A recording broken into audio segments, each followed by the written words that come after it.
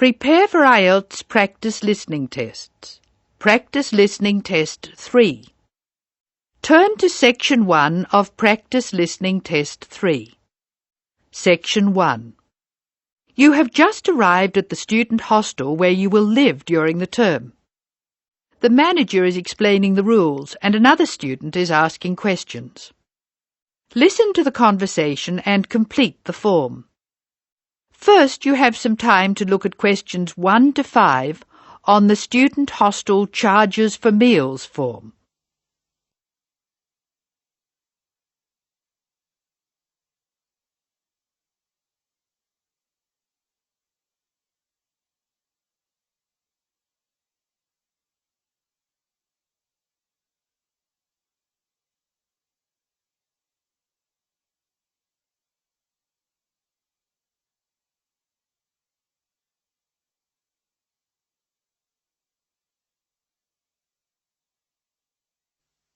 You will see that there is an example which has been done for you.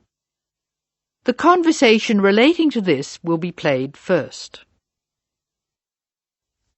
Excuse me, I want to ask you about the charges for meals. Are they the same as they were last year? No, I'm afraid they're not. We've managed to keep most of them the same, but we've had to increase the charge for breakfast. How much is it now? It's $2.50. It used to be $2. I see. What about lunch? It's unchanged, still $3. Breakfast costs $2.50, so the change has been written in. Lunch still costs $3, so the information has been ticked. Now we shall begin. You should answer the questions as you listen, because you will not hear the recording a second time. Now listen carefully and answer questions 1 to 5. Excuse me, I want to ask you about the charges for meals. Are they the same as they were last year? No, I'm afraid they're not. We've managed to keep most of them the same, but we've had to increase the charge for breakfast. How much is it now? It's $2.50. It used to be $2.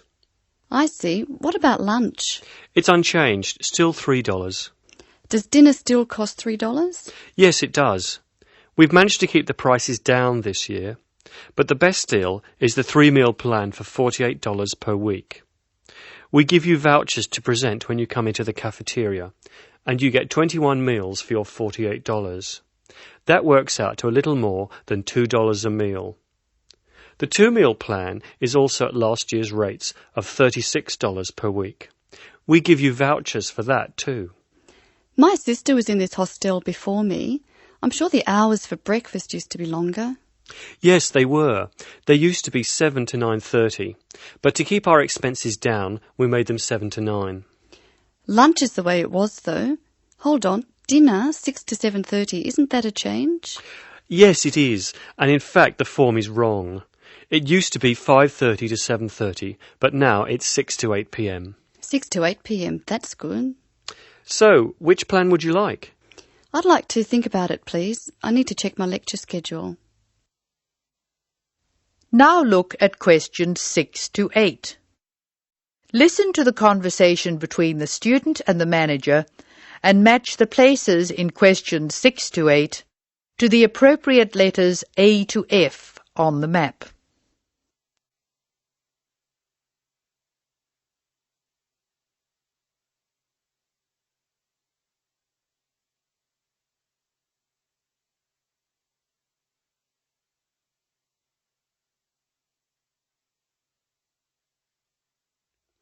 Can you tell me how to get to my room, please? Of course.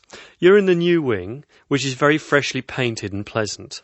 But I'm afraid you're going to have to go to a couple of other offices before you can have the key. You're in the admissions office now. Leave this office and turn right and go to the end of the hall. The last office is the fees office, where you can pay the balance of your room deposit.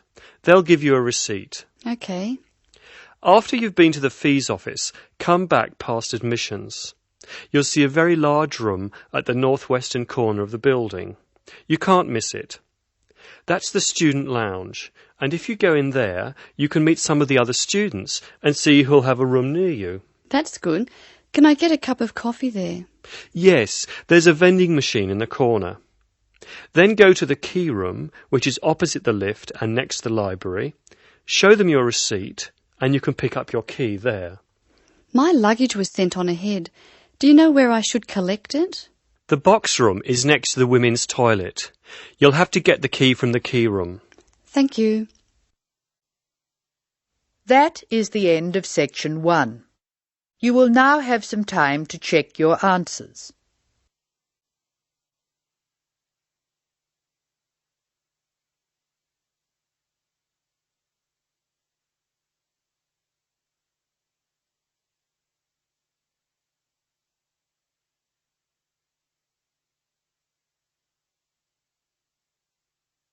Now turn to section 2.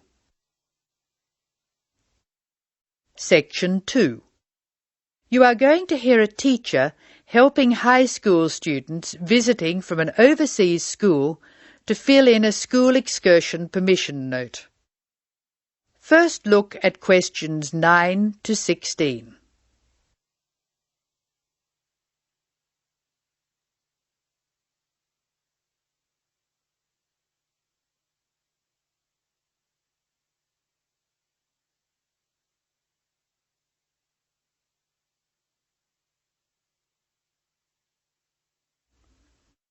Listen while a teacher tells you how to complete the school excursion permission note. Write no more than 3 words or numbers for each answer. Good morning, students. My name is Mrs. Brown, and I'm in charge of the school excursion next week. Please take out your school excursion permission note so you can fill it in. For insurance purposes, this note must be signed by your guardian or the group leader. First of all, fill in the name of your class. Everyone here is in 3A, aren't they? So write 3A where it says class. We're going to the Blue Mountains, which is great. So this is the school excursion to the Blue Mountains. The day we leave is Monday. That's Monday, June 10. We are travelling by bus all the way, so we don't have to worry about changing trains or anything like that. The bus will leave from the front gate at 8 a.m. I know we usually use the side gate, but because of the roadworks we will be using the front gate when we leave. However, when we return, the roadwork will be complete, so we'll use the side gate. We expect to be back at 6 p.m. It's going to be a lovely day. Your teachers will give you tasks to do when we arrive. We'll provide fruit and fruit juice on the bus, but you must bring your own lunch. While we're on the excursion, we'll be moving around a lot in some fairly rough country. Be very careful to wear strong shoes. It's very important that you look after your feet very well. Now, does anyone have any questions they want to ask? Now look at questions 17 to 19.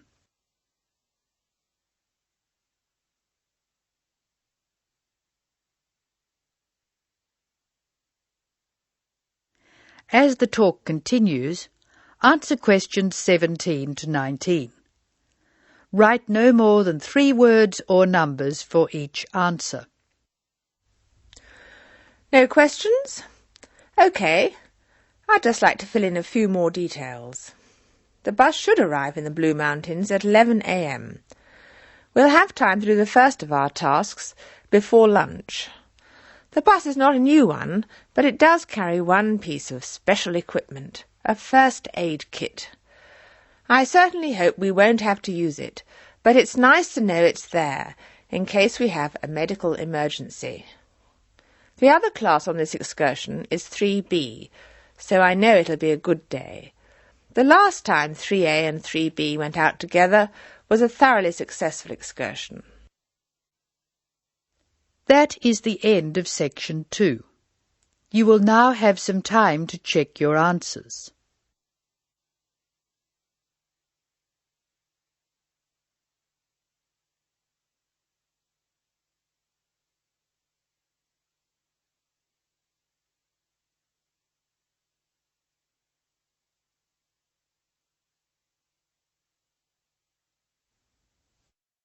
Now turn to Section 3. Section 3. In this section, you will hear a conversation between Mrs. Lamb, a member of the staff in a large hospital, and Andrew, who is a student in the nursing school. Mrs. Lamb is explaining the rules about visiting hours in the hospital. Look at questions 20 to 25.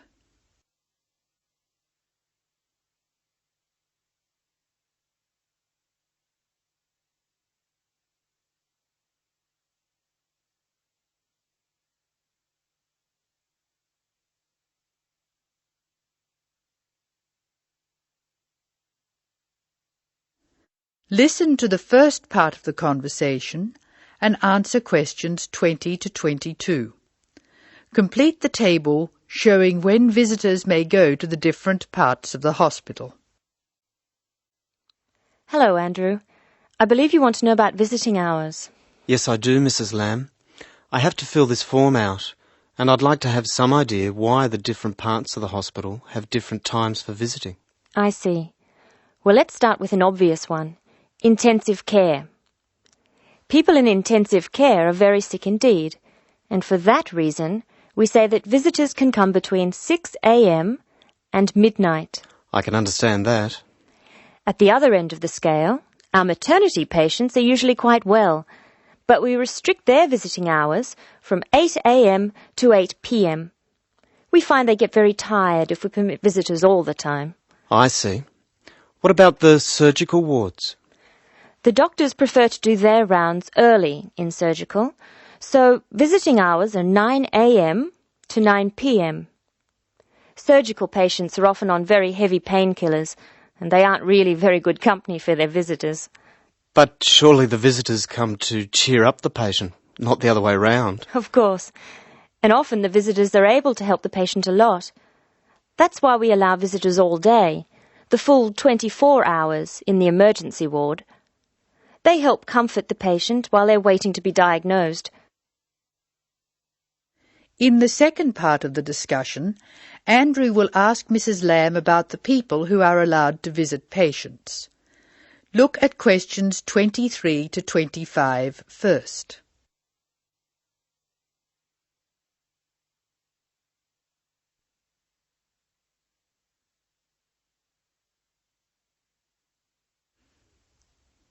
Complete the table showing who is allowed to visit and the number of visitors permitted.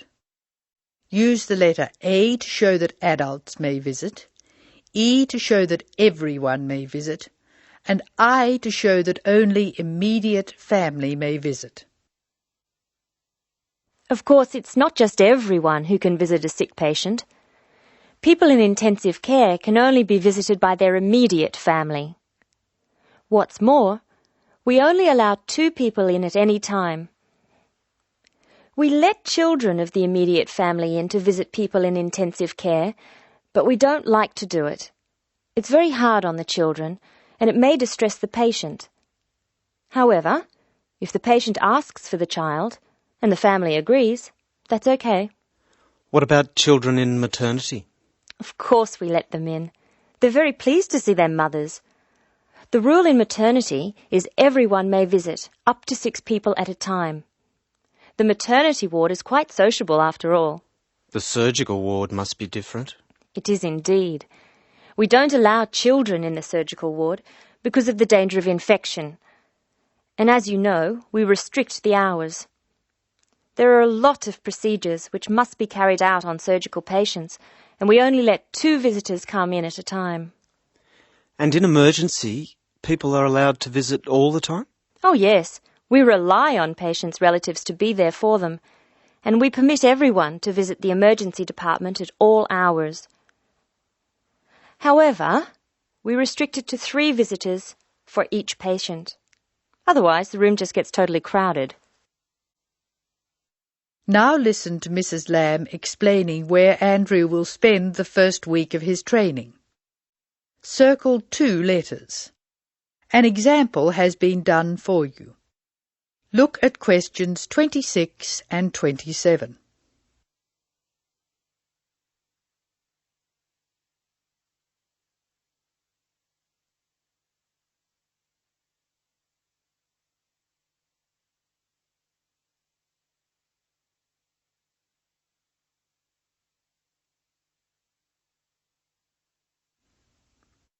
Circle 2 letters in each answer. Now I have your schedule for the next week's observation sessions. Are you ready? Yes. Where do I start? On Monday, you'll be in male surgical in the morning and in female surgical in the afternoon. You'll be following Dr. Shea on her rounds. Thank you. And on Tuesday? On Tuesday, you'll be with Dr. Thomas in the morning and Dr. Robertson in the afternoon. No, that can't be right. You're with Dr. Thomas in the afternoon and Dr. Robertson in the morning. Do I ever get to see Dr. Kim? Yes, you'll be with Dr. Kim on Thursday and Friday. She'll take you through the children's ward and through our new teenage ward for 12 to 15-year-olds. Great. I've read a lot about that new ward. Will I see the schoolroom? Maybe another time. Now look at questions 28 to 30.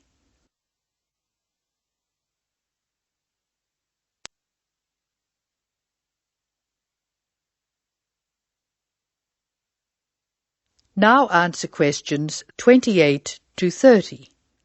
Write no more than 3 words or numbers for each answer. And what will I do on Wednesday? On Wednesday, you'll join the other students for lectures. You'll be in the Redmore lecture room between 8 and 10 a.m. and later between 2 and 3 p.m. Thank you. Do you know how big my class is?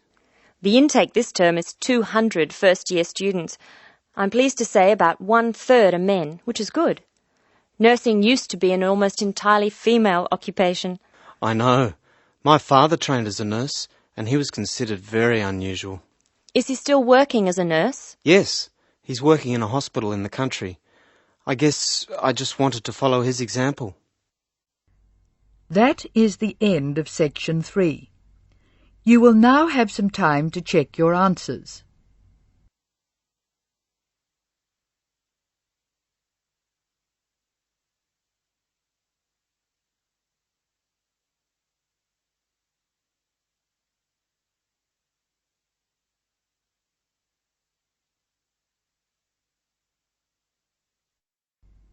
Now turn to section 4.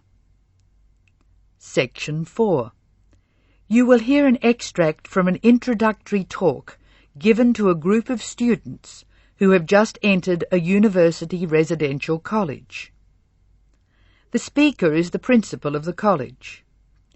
Listen to what the speaker says and answer questions 31 to 37. First, you have some time to look at questions 31 to 37.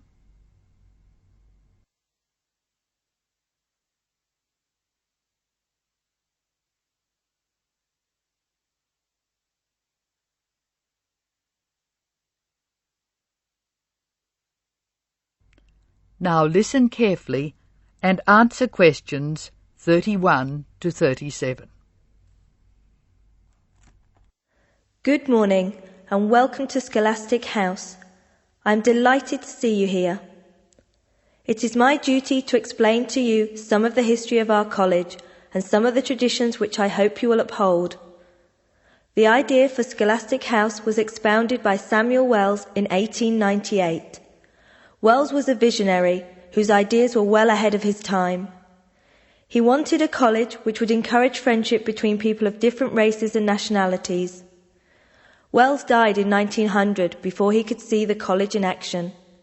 Scholastic House finally began operating in 1903 with 10 students. Those students came from Asia, Europe and the Americas.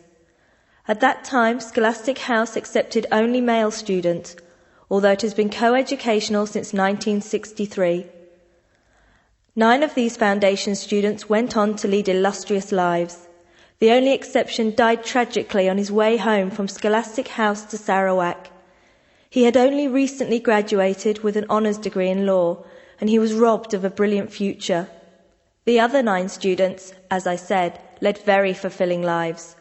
3 became political leaders, 3 became doctors. Perhaps the most famous graduate became a university teacher and was responsible for the introduction of modern teaching training methods in his country. 2 of the original group became senior engineers and went on to deeply influence the way the water systems of their country were exploited. The college ran into hard times during the period of the Great War, 1914 to 1918, when the charter of the college was interpreted to mean that neither students nor staff could take part in the war effort. Many people felt that this indicated a lack of national spirit, and the walls of the college were frequently marked with graffiti.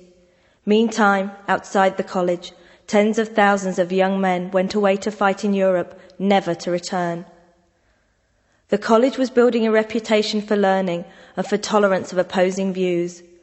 Scholastic House debate and discussion nights were open to the public in 1927 and have been available to anyone who wishes to attend ever since.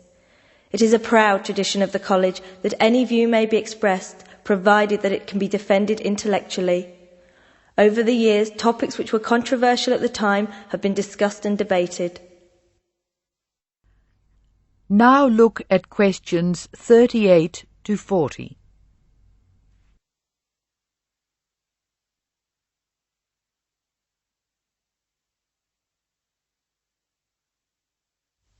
As I said, the college has a proud history of publicly examining controversial issues. Why should we do this? The publicity we receive is often sensational, and there is no joy in encouraging argument for its own sake. In fact, that sort of discussion just increases tension. The only legitimate reason for our behaviour is that it casts light upon the topic in question and informs the debate. And controversial topics are the ones which most need informed attention. As the world forges ahead, we often find our scientists have outstripped our philosophers. We frequently develop scientific marvels without realizing their full implications. Nowhere is this more obvious than in medicine. We are now able to keep people alive far longer than before. But this medical ability must be measured in relation to the quality of those lives. I urge you to spend your time at Scholastic House wisely. You are the heirs of an excellent academic tradition of which we can all be justly proud. It is your responsibility to continue this tradition of querying where our world is going. Progress is not always upwards. I wish you every joy in your time here, and I hope that I will hear much well-informed debate from you. That is the end of section 4. Now you have some time to check your answers.